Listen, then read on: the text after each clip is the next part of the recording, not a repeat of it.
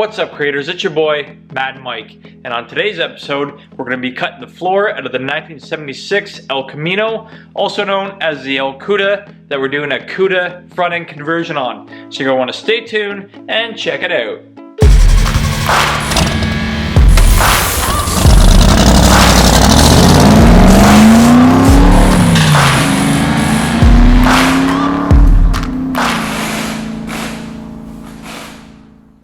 Oakley dokley. So we are back wrenching on the 1976 GMC Sprint, also known as the El Camino, aka the El Cuda. Why do we call it the El Cuda? Well, because it's an El Camino with a Cuda front end on it. That's a flip front end off of an old 70 dragster Cuda. So we're throwing that onto the front end of the El Camino. That's why it's called an El Cuda. But on today's episode, we are going to be tackling the floors that are pretty much no longer on the El Cuda. And yeah, there's pretty much nothing left of these floors. So let me show you what we're dealing with here. There you have it, guys.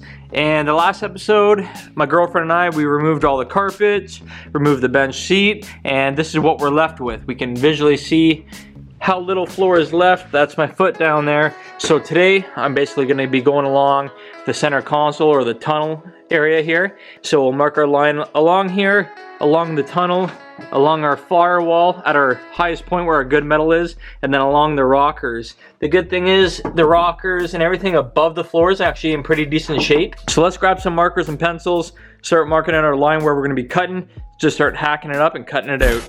All right, guys, girls, let's start tearing at the floor. First things first, we're gonna grab us a nice pokey screwdriver. So grab yourself something with a sharp point at the front of it, a good handle on it.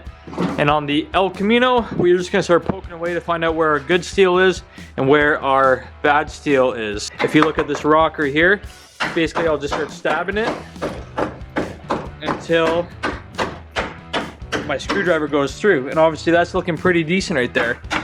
And then same thing coming up here. There, went through there, so we know that all that is bad. So we'll have to go up higher on our firewall. So right around here is bad and up here is good. As you can see, we can't put our screwdriver through that firewall, but lower down, you can start punching your way through. We'll just kind of keep coming along here. This is the tunnel, and you can see where it's bad.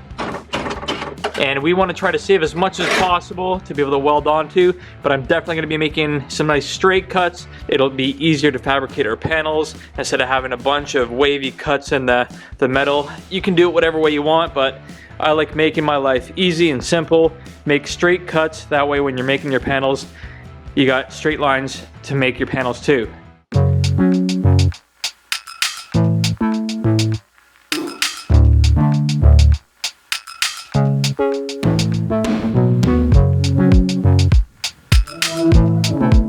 Alrighty, so we started on the passenger side here. What I did was just I went around, kept poking until my pick would go through, and then that's where I know my metal is bad. So I took my marker, just made a quick line. So I started putting my mark all the way around on the firewall there.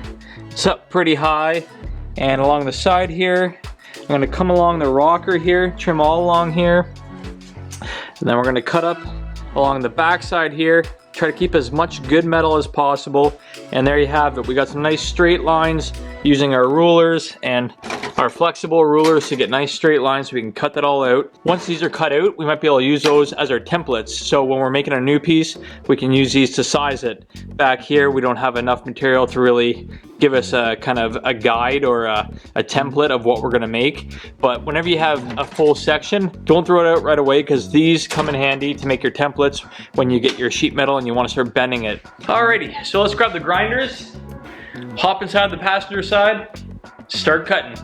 First, want to make sure there's no explosive things around, like open jerry cans full of gas, which I've got all the gas cans out of the garage.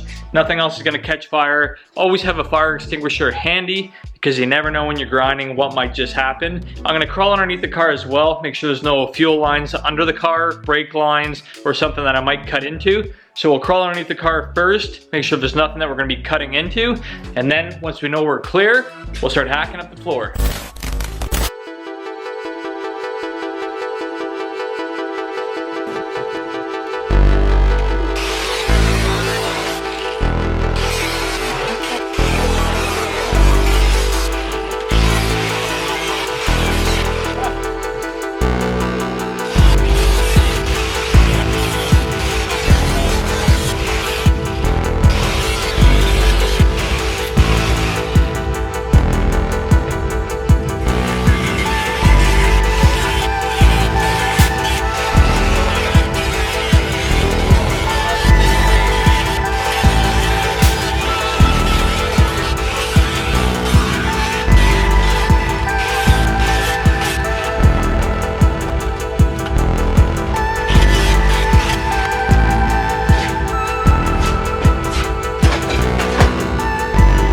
Making some good progress. We got the passenger side floor all cut out. I got pretty close to a fuel line at one point, but hey, you gotta cut it close sometimes, right?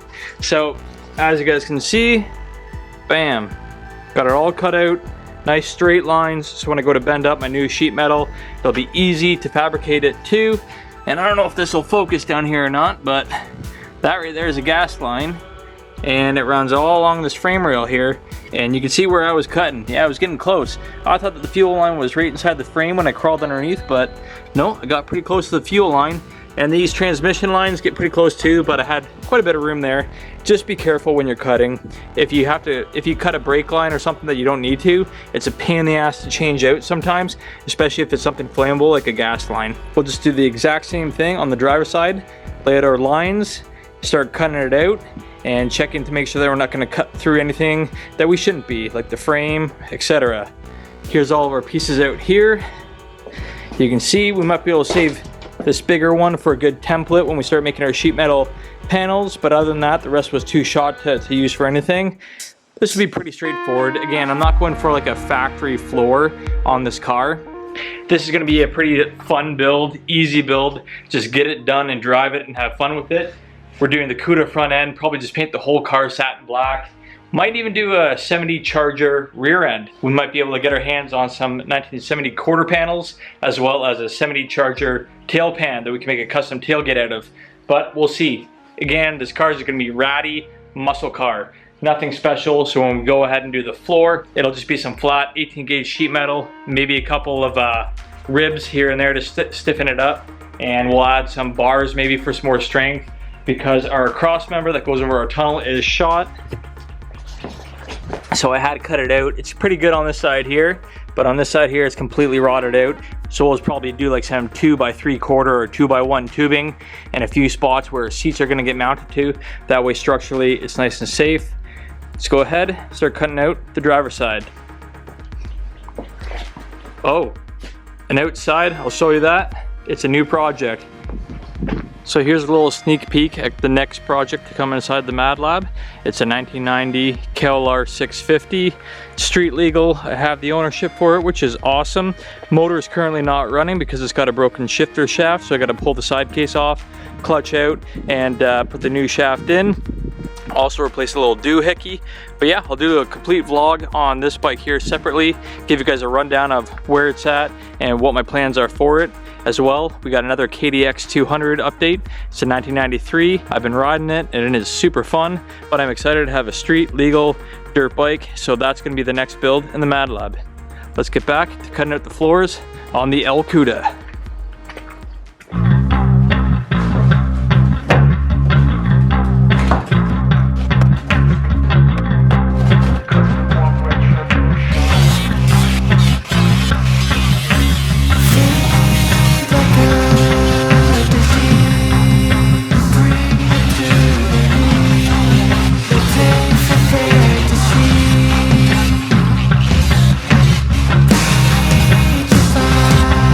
Go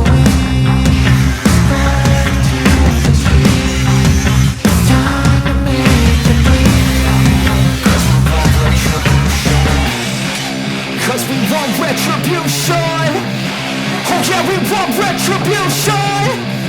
Oh yeah, we want retribution. Oh yeah, we want retribution. Yeah, we ran out of patience. Boil up with the cold hard hatred. I can feel the vibration. Feet in the streets, it's a new sensation. I wanna break faces on the pavement. I wanna make greatness look complacent. Adrenaline awakened, I can taste it. We can make an impact. Just like that, guys, we got driver's side and the passenger side both cut out. Looks way better without all that rusty, rotted floor inside the car. I got a blank slate now that I can start fabbing up my sheet metal floor pans back behind the El Cuda. See if I can find it here. We got some 18 gauge sheet metal, and we'll start bending it up probably this week or next week for next week's vlog. And I'll show you guys the whole fabrication process that I'm gonna do on this floor pan. It's gonna be pretty simple, just gonna keep it as easy as possible, using as little tools as possible. That way, if you guys are trying to do a floor pan in your shop at home, you can kind of follow and mimic what I did on my floor, and you should be able to make out just fine. Again, nothing special on this car, just want to get a floor in that's solid, that's gonna hold our bucket or our bench seat. And yeah, so check it out. There's the passenger side, all cut out. Was able to save quite a bit of the tunnel down the center, which is awesome.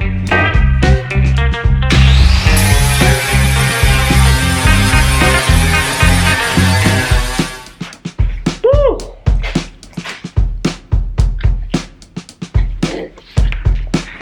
Alright, guys and girls, it's pretty dusty in here. It's getting all over my camera lens. That's gonna be it for today's episode. I hope you enjoyed it. Make sure to leave a like, subscribe, and we'll catch you guys next time. Ciao, ciao.